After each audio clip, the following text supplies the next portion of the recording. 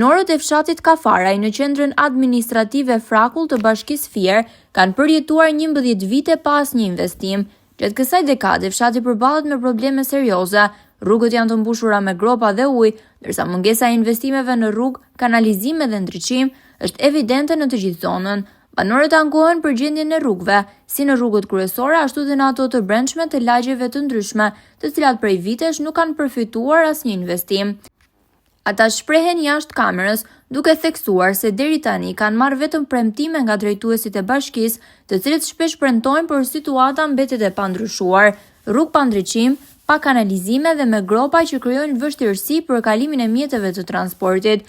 Vetë banorët kanë shpenzuar nga të ardhurat e tyre për të kryer punime të përkohshme në rrugë, duke instaluar tubacione për ujë dhe duke përdorur stabilizant për të mbushur gropat sa herë bie shi. Këto pamje janë sjellë nga kamera e televizionit Apollon.